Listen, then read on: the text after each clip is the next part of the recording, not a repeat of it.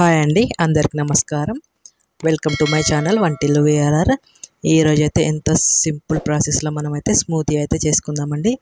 పిల్లల నుంచి పెద్దవాళ్ళకు చాలా బలం అండి. తప్పకుండా ఒకసారి ట్రై చేసి చూడండి.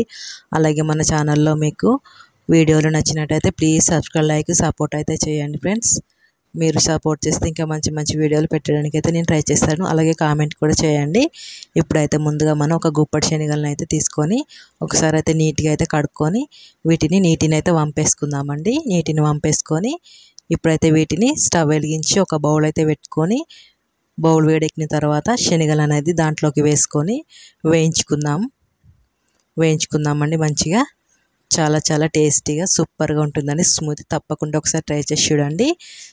శనగలు అయితే వేగడం అయితే స్టార్ట్ అయిపోయింది. నీరన్నీ అయితే ఇంకిపోయి మంచిగానైతే వేగించుకుందాం. కొద్దిగా కలర్ మారుతున్నాయి చూడండి.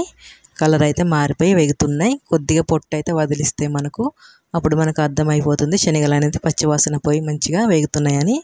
చూడండి, ఇలాగా పొట్టు వదిలించుకుంటూ వేగుతున్నాయి కదా, కలుపుకుంటూ మాడకుండా వేయించుకుందామండి.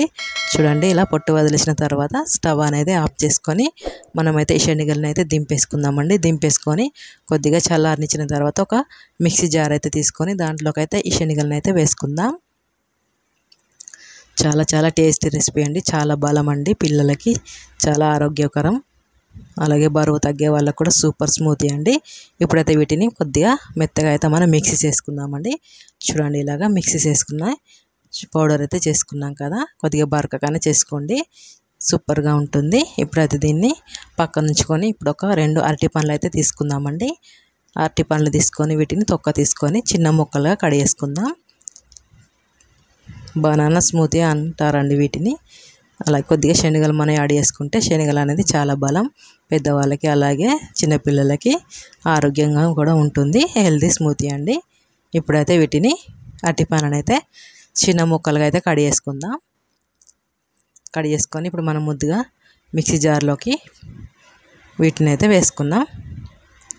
ముందుగా మనం శనగలు పట్టుకున్నాం కదా మిక్సీ జార్లో, అదే మిక్సీ జార్లోకి అయితే అరటిపండు వేసుకొని కొద్దిగా మనకు పాలు అనేది వేసుకుందామండి.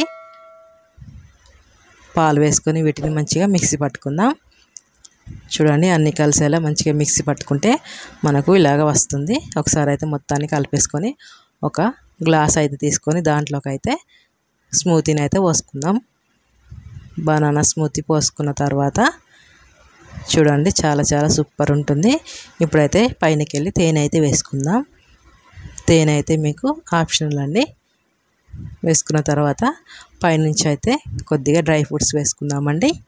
వేసుకుంటే మనకు పిల్లలు ఇష్టంగా తింటారు. డ్రై ఫ్రూట్స్ ఉన్నాయి కదా, అందుకనే పైనకి వెళ్ళి వేసుకుంటే మనకు సూపర్గా కనబడుతుంది.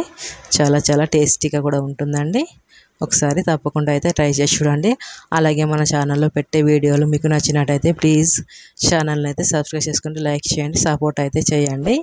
మీరు సపోర్ట్ చేస్తే ఇంకా నేను ఛానల్లో మంచి మంచి వంటల వీడియోలు పెట్టడానికి అయితే ట్రై చేస్తాను. Please subscribe, like, support. అలాగే థ్యాంక్ యూ ఫర్ వాచింగ్ అండి.